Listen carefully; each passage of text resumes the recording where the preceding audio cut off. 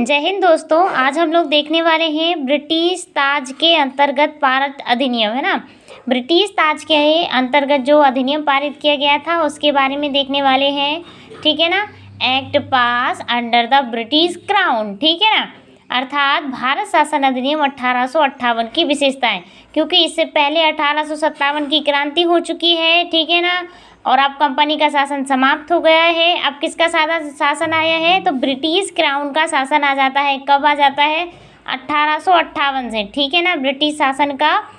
British crown का शासन आ जाता है, ठीक है ना। कंपनी का शासन समाप्त हो जाता है। तो इसकी विशेषताओं को देखने वाले हैं आज हम लोग। इससे पहले जो चार्टर एक्ट आए थे 1813 में, जो चार्टर एक्ट आया था, फिर 1833 में, फिर 1853 में।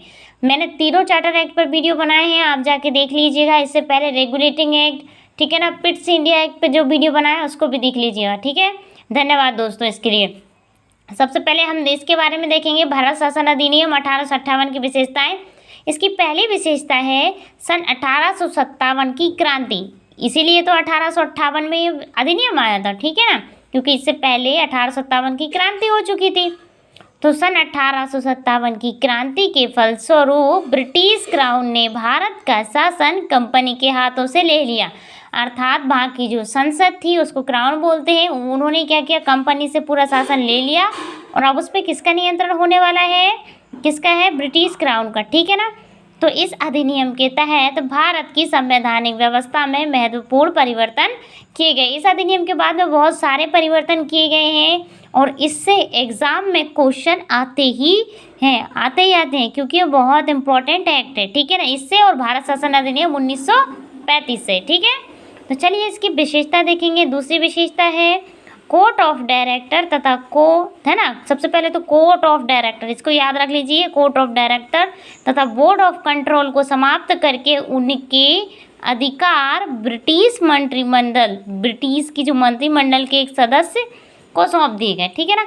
तो सबसे पहले इसमें क्या किया गया, कोर्ट में कोर्ट ऑफ डायरेक्टर तथा बोर्ड ऑफ कंट्रोल।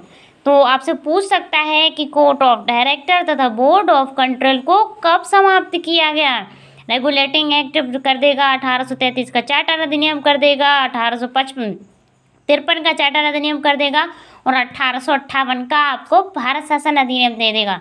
इस तरीके से क्वेश्चन आते हैं। तो आपको बताना है कि कोर्ट ऑफ डायरेक्टर तथा बोर्ड ऑफ कंट्रोल को समाप्त करके उनके एक अधिकार को ब्रिटिश मंत्रिमंडल, बहुत ध्यान से सुनिए, ब्रिटिश मंत्रिमंडल के एक सदस्य को दे दिए गए तथा ब्रिटिश मंत्रिमंडल के उस सदस्य को भारत के राज्य सचिव का पद प्रदान किया गया। और उसी व्यक्ति को, जिसको ये अधिकार दिए गए, उसी व्यक्ति को जैसे इसमें लिखा है ना, सेक्रेटरी ऑफ, है ना, स्टेट फॉर इंडिया, भारत के, ठीक है ना, उसका किसका प्रदान किया गया, सचिव का, भारत के राज्य सचिव का पद प्रदान कर दिया गया उसी व्यक्ति को, ठीक है ना।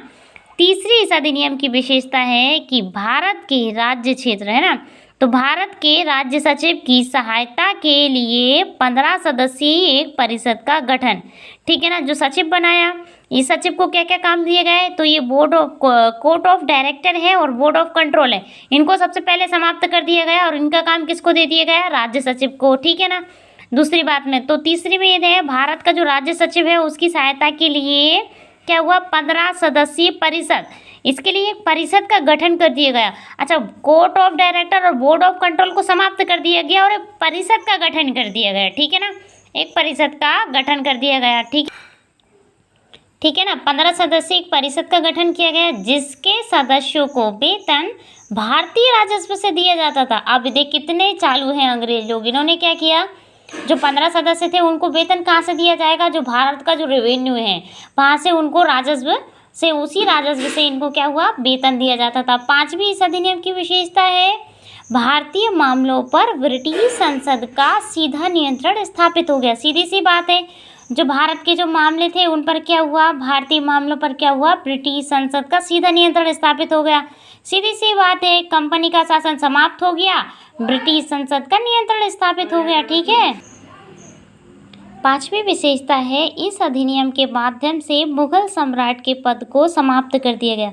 इस अधिनियम 1857 की क्रांति हुई थी, तो आपने देखा था बहादुर शाह जफर द्वितीय, ठीक है ना, बहादुर शाह जफर द्वितीय को कहाँ पे भेज दिया गया, रंगून वगैरह भेज दिया जाता है, ठीक है। और फिर यहाँ पे ना मुगल सम्राट का जो पद है इस अधिनियम के माध्यम से एकदम समाप्त कर दिया जाता है, ठीक है। छठी इसकी विशेषता थी, भारत का राज्य सचिव अपने कार्यों के लिए ब्रिटिश संसद के लिए उत्तरदायी हो गया। मतलब जो भी वो कार्य करेगा वो किसके प्रति उत्तरदायी हो गया, वो ब्रिटिश की संसद के लिए, ब्रिटेन की संसद के लिए उत्तरदायी हो गया। जो सचिव का जो हमने सचिव का गठन किया, ठीक है ना, वो किसके लिए उत्तरदायी हो गया, भारत का राज्य सचिव। अब जो भी कार्य करेगा वो किसके लिए करेगा, तो ब्रिटिश संसद के लिए उत्तरदायी हो गया, ठीक है ना। और अब सातवीं विशेषता है, भारत के गवर्नर जनरल को, अब देखना भारत के गवर्नर जनरल को भारत के वायसराय की उपाधि प्रदान की गई। सीधी सी बात है, जो भारत के गवर्नर जनरल थे उन्हें अब गवर्नर जनरल नहीं कहा जाएगा, ठीक है। गवर्नर जनरल कहाँ से शुरुआत हुआ था, कहाँ से है ना, 1773 में रेगुलेटिंग एक्ट आया तब से, लेकिन अब शुरू कहाँ, भारत का जो गवर्नर जनरल है उसको क्या होगा, भारत का वायसराय की उपाधि प्रदान की गई तथा क्राउन का सीधा प्रतिनिधि बन गया। और वही जो ब्रिटेन की जो क्राउन थी, वहाँ का ब्रिटेन की क्राउन का सीधा प्रतिनिधि बन गया। आठवीं विशेषताएं देखेंगे, इस अधिनियम के तहत भारत के पहले वायसराय कौन थे, लॉर्ड कैनिंग थे।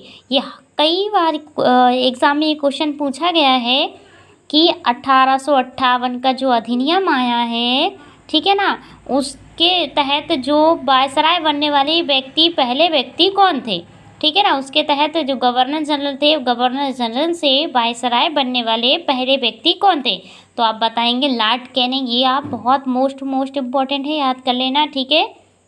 नवी इसकी विशेषता थी, गवर्नर जनरल को the governor general of India का नाम भी दिया गया, ठीक है। गवर्नर जनरल को गवर्नर जनरल को द वायसराय ऑफ इंडिया का नाम दे दिया गया, ठीक है ना, क्योंकि अब गवर्नर जनरल का पद तो समाप्त हो गया, अब उसके पद को क्या हो गया, वायसराय कर दिया गया।